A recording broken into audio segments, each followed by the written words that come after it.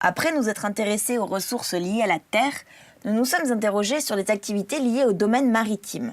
L'exposition des deux principaux abris naturels, la baie de l'Empole, ouverte au vent dominant de sud-ouest, et la baie du Stif, ouverte au vent d'est, n'a pas permis à Ouessant de développer une importante activité de pêche comme certaines des autres îles du Ponant.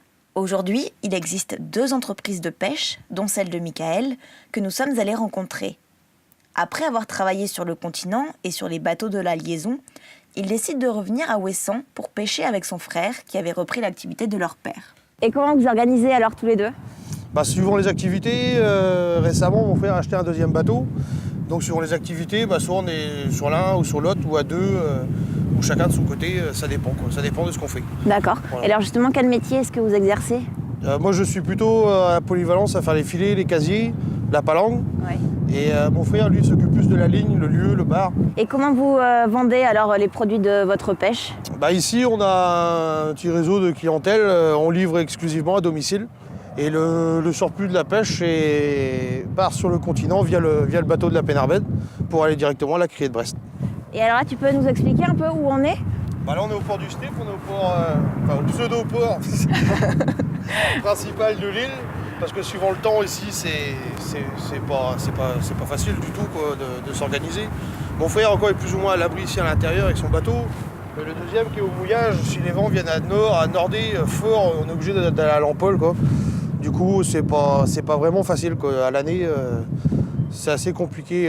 Après, il n'y a qu'ici aussi où le port il y a de l'eau et en eau toutes les marées. Donc on peut tout débarquer ici à la cale. Temps compris quoi, parce que s'il y a du ressac ou quoi que ce soit, on ne peut pas approcher la cale non plus.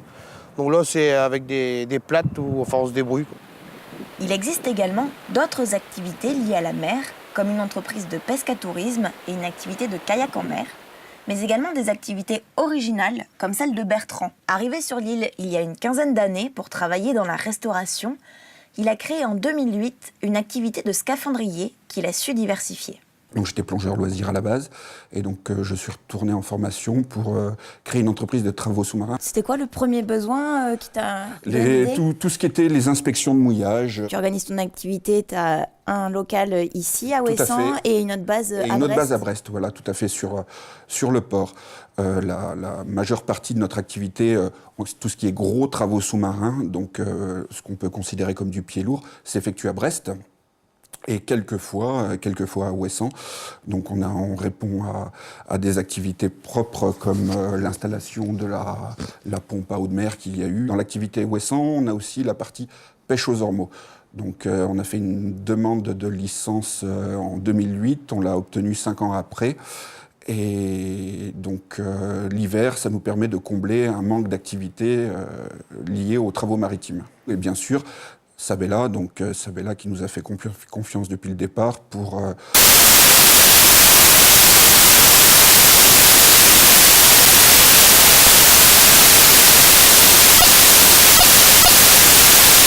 l'Empole.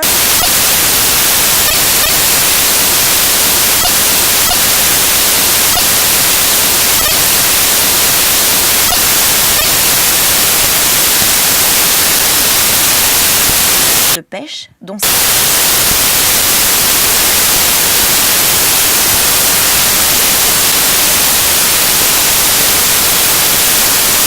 avec